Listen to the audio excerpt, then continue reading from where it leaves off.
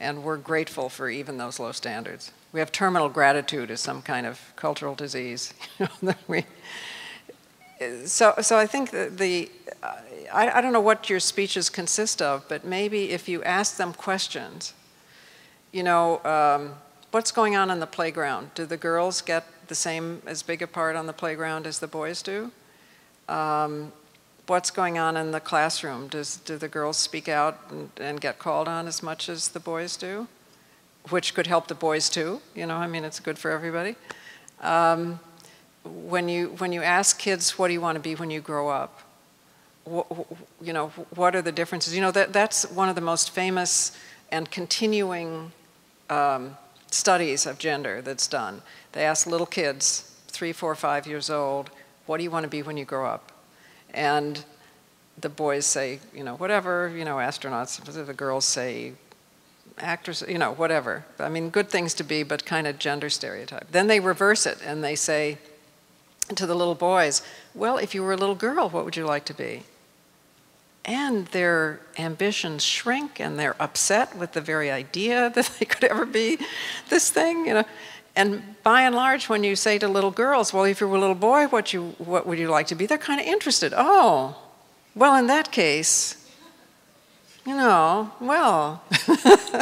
So you can see the politics of it. So if you can just ask them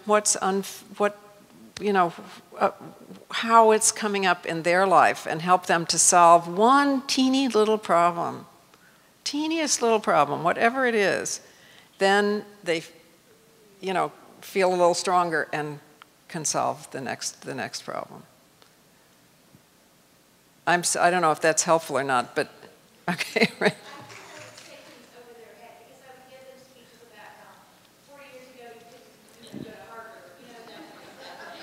Yeah. No, that's why I tried to say that in the beginning. You know, gratitude never radicalized anybody. I don't know anybody anyway and I did not run around saying thank you for suffrage. No. I had to get mad, you know, because I went to get a job at Time magazine. They would only let me be a researcher. And, you know, hope that you got married and left after 2 years, you know. You have to get mad on, on your own behalf, or on the behalf of, anyway, against unfairness, whatever it is. Okay. Yeah. I have a question. I recently was speaking with a friend of mine about the election. We were talking about everybody who was running. And she said there was no way she would vote for a woman because the Bible says that a man shall lead. How would you respond to that? I was shocked. What if a man's a retard? He's saying, what if a man's a retard? He's saying.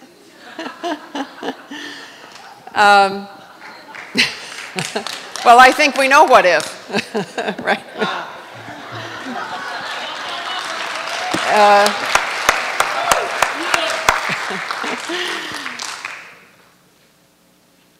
You know, that's an interesting question. I think that if you talk to Christian feminists, they will be able to find you the right verses to make it clear, you know, that I'm not a Christian feminist. I'm not even a monotheist, you know. It's important, you know, to be able to go inside whatever tradition it is, Muslim tradition, you know, the Quran, you know, Muhammad was a reformer in his day. His first wife was a real estate agent who was smarter and richer than he was. You know, you can find a lot of things you can argue with from inside any tradition, and that might be the most helpful.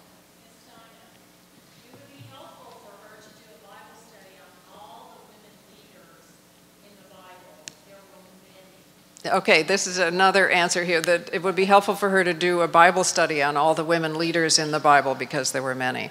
And I would say also, although this may be a little risky, read the Gnostic Gospels by Elaine Pagels, which is what Jesus, closer to what he said, no doubt, since it was buried and not, you know, within 100 years of his death and not changed politically along the way. And it becomes very clear there that Mary Magdalene was the wisest and most beloved of all the disciples, and that she could see patriarchy coming, and she says to Jesus, you know, I can't talk to Peter, he hates the race of women. And, you know, it's all very clear and very interesting, called The Gnostic Gospels by Elaine Pagels. Pardon? Mm-hmm.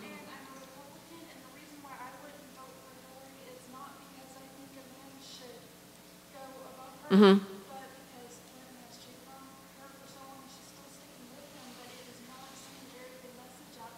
Mm-hmm. Mm-hmm. Right. No, well, I mean, you know, because you're discussing substance and not just saying, she's saying that she's a Christian and a Republican, and she wouldn't vote for Hillary because she feels that Hillary has not set a good example because she has allowed her husband to cheat on her. What makes you think she's not having a nice sex life, too? I always hope that she...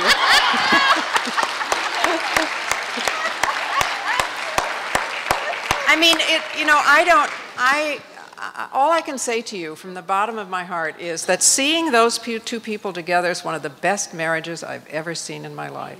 They listen to each other, they like each other, they respect each other, they're excited by each other's ideas. I mean, how many people can make that statement, you know? Yes, and if she had, you know, it isn't as if, who knows what their arrangement is, but as long as it is not hurting anybody or coercing anybody, it's none of our business.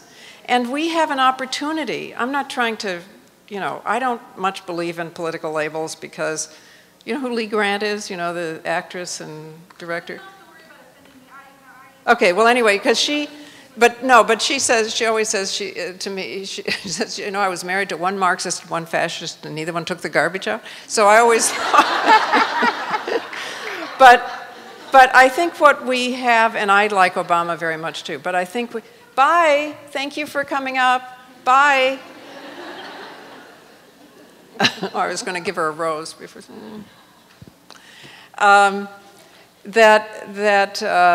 What we have in Hillary is a chance for the first time in my lifetime and maybe ever to have a president who's had 8 years of on-the-job training. And we need it. We really need it. And you know what's interesting? They say that you can tell a Hillary voter by her shoes. You know why? Because she has nurses' shoes, waitresses' shoes, factory workers' shoes. You know, it's especially working class women of all races and groups who support her because they know what it's like and right. And it's white married women who are least likely to support her, which says a lot about marriage. No, perhaps not.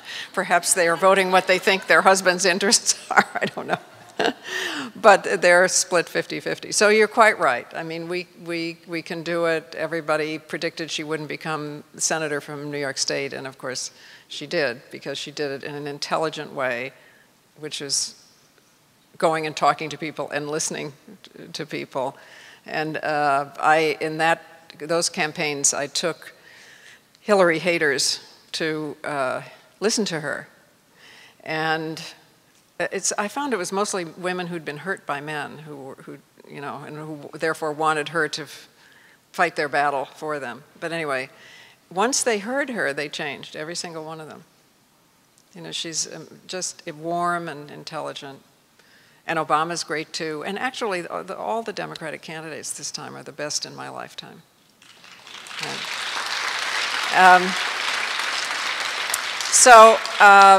But anyway, we didn't get enough organizing announcements, so I'm going to revert to my ancient organizer's deal with you and say that if you, well, see, we're coming up against the weekend, so we'll make it Monday.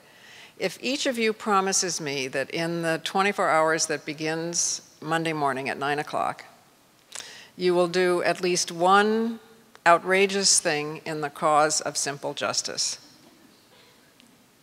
Whatever it is, you know, can be directing this woman to the Bible class that you described, can be telling each other your salaries at work, can be saying what am I doing in a white ghetto? I'm culturally deprived, excuse me, where is everybody? Whatever. Can be deciding to run for office yourself, whatever it is, only you know. But if you do just one thing in that 24 hours in the cause of simple justice, I promise you that on Monday I will do one thing too. And what that means is two things. One, by Tuesday, the world will be better. And two, you will have such a good time. Do an outrageous thing, just which outrageous thing am I going to do today? Thank you.